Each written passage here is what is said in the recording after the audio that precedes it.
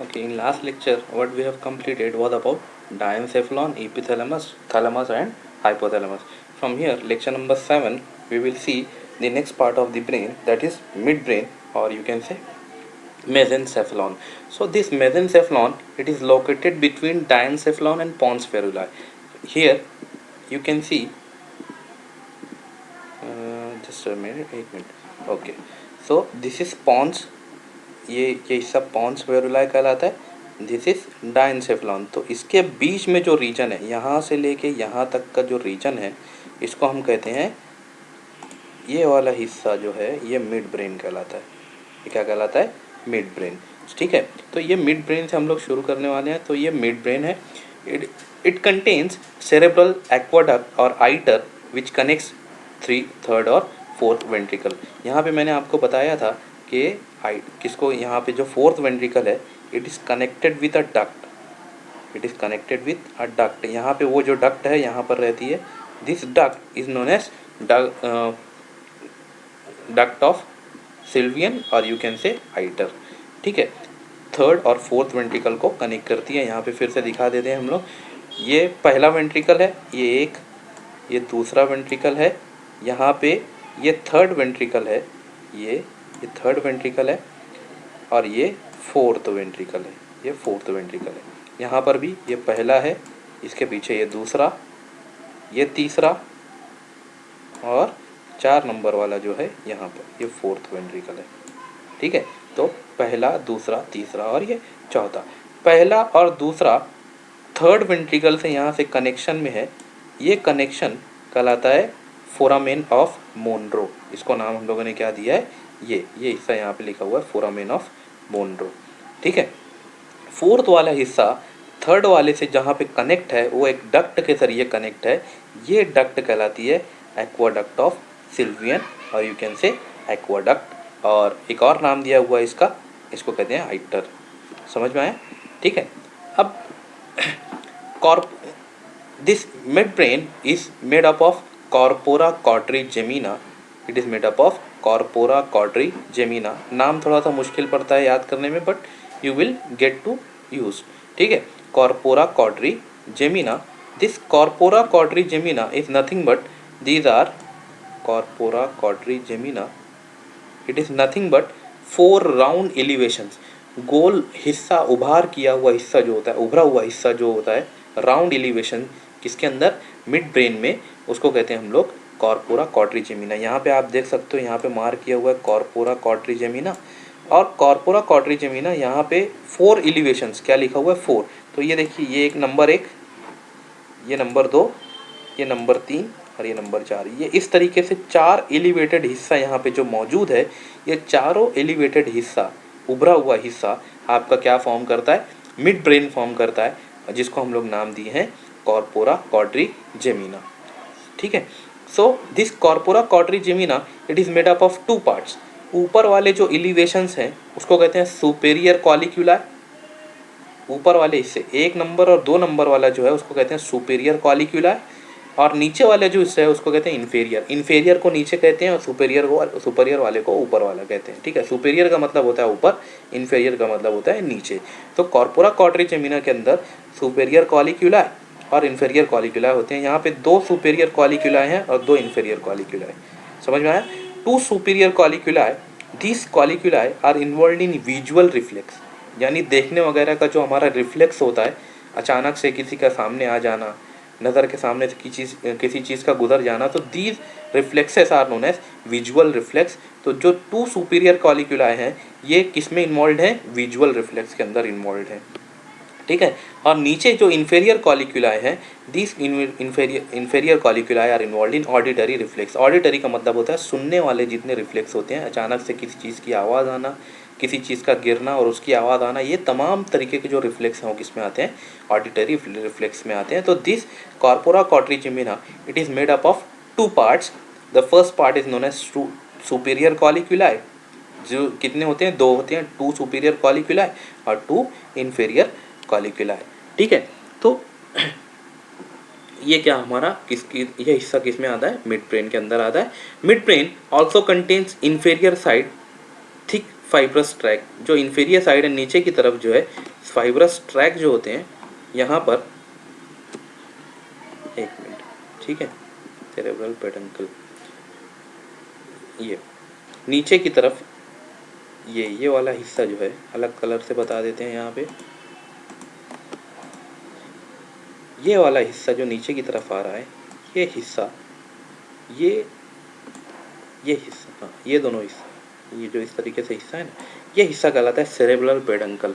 ये क्या कहलाता है? Cerebral peduncle.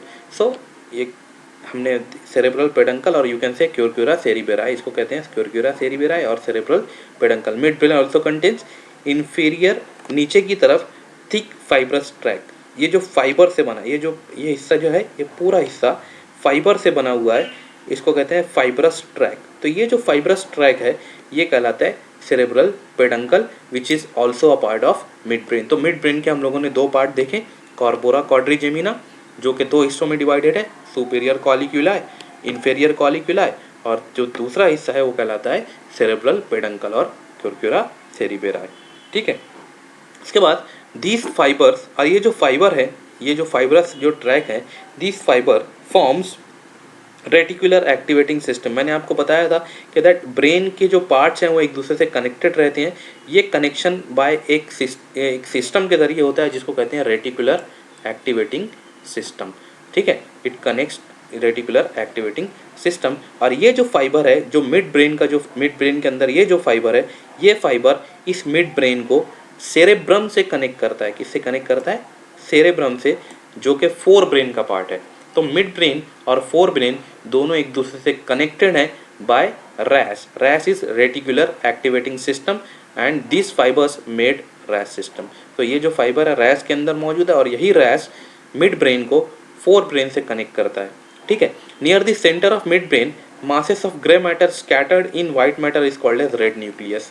इसका मतलब ये है कि सेंटर में, मिड ब्रेन के जो सेंटर है उसके सेंटर में, यहाँ पर, यहाँ कहीं पर, ठीक है, यहाँ पर इतने हिस्से में ग्रे मैटर जो होता है, जो ग्रे मैटर है वो वाइट मैटर के अंदर फ्यूज्ड होता है। यानी पूरा वाइट मैटर वहाँ मौजूद है, उसके अंदर कुछ पैचेस जो होंगे वो ग्रे मैटर के होंगे और वो हिस्सा कहलाता है रेड न्यूक्लियस। देखो यहाँ पे हम लोगों ने यहाँ रेड से बनाया है, तो ये क्या कहलाता है? Red nucleus.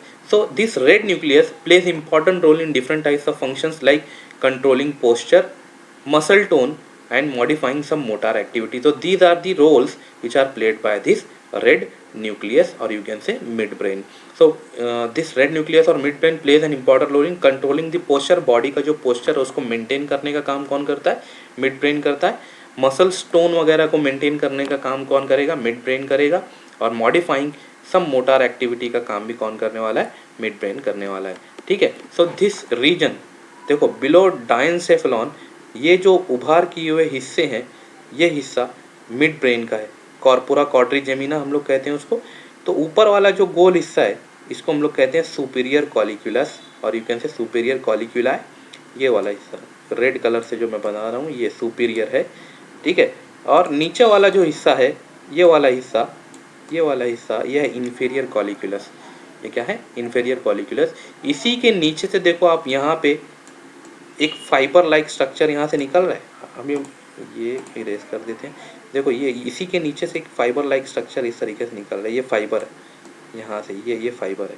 तो दिस फाइबरस लाइक स्ट्रक्चर और यू कैन से fibrous track is nothing but cerebellar peduncle. It is cerebellar peduncle. तो दिस सेरेब्रल पेडंकल और this fibre forms a network जिसको हम लोग कहते हैं रेटिकुलर एक्टिवेटिंग नेटवर्क। और ये नेटवर्क मिड ब्रेन को फोर ब्रेन से कनेक्ट करता है।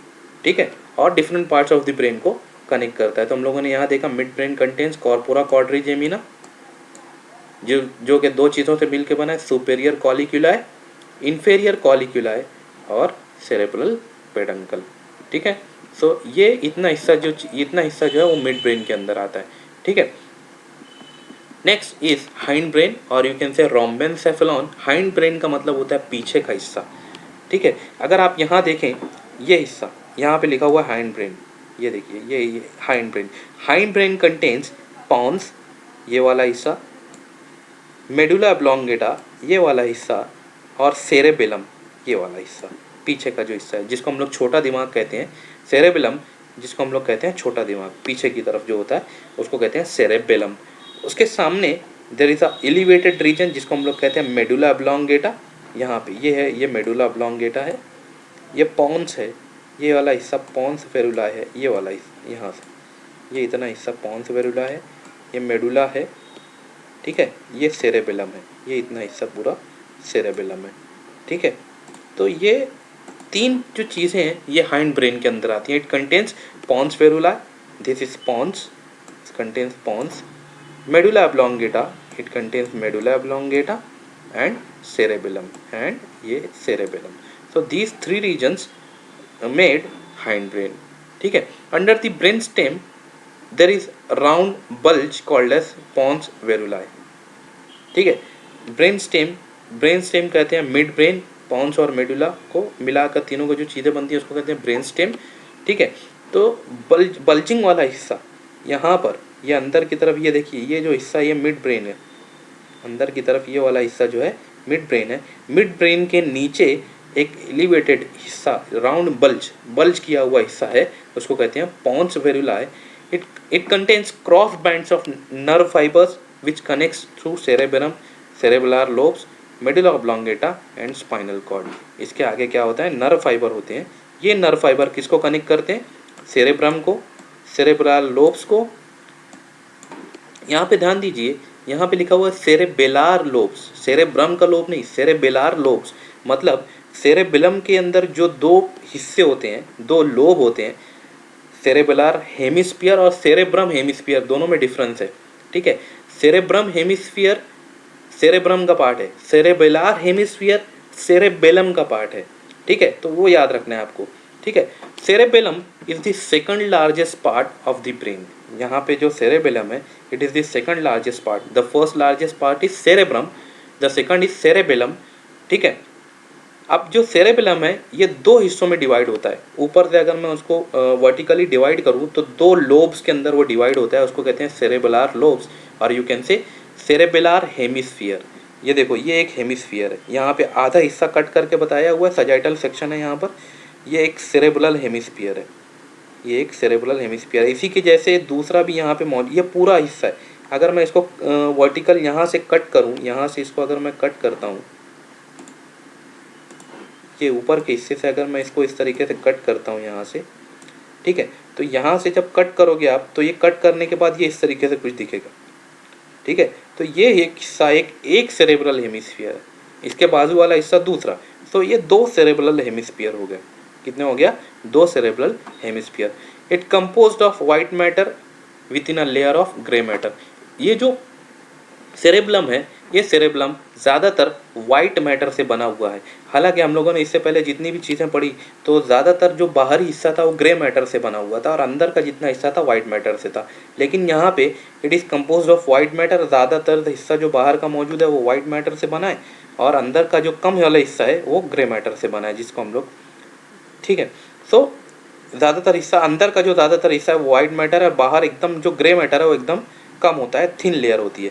ये देखो यहाँ पे ये हिस्सा जो सफ़ेद सफ़ेद दिख रहा है, these are white matter, these are white matter. White matter intermixes with grey matter and show tree like projection. यहाँ पे अगर आप देखें तो यहाँ से ट्री जैसा पूरा ब्रांचिंग निकल रहा है। ये हिस्सा, ये वाला हिस्सा जो है, एक मिनट, ये वाला हिस्सा यहाँ पे अगर आप देखें तो पूरा ट्री जैसा यहाँ से निकल रहा है एक दूसरे के अंदर से। तो ये जो हिस्सा है ट्री वाला हिस्सा, इसको कहते हैं आर्बोर वाइटे। इसको क्या कहते हैं, आर्बर वाइटे। तो ये जो ट्री लाइक स्ट्रक्चर है इसको कहते हैं आर्बर, जो पैटर्न बन रहा है इसे कहते हैं आर्बोर वाइटे। तो ये अंदर की, बाहर का जो ग्रे हिस्सा है वो बहुत थिन होता है और अंदर का जो वाइट मैटर होता है वो बहुत थिक होता है, ठीक है। तो cerebellum it is the second largest part. It is composed of two cerebellar hemisphere and it is mainly composed of white matter inside and thin layer of gray matter outside, that is cortex। बाहरी हिस्से को हम लोग cortex कहते हैं, ठीक है। और जो ट्री लाइक मैनेजमेंट है उसको हम लोग कहेंगे आर्बोर वाइटे।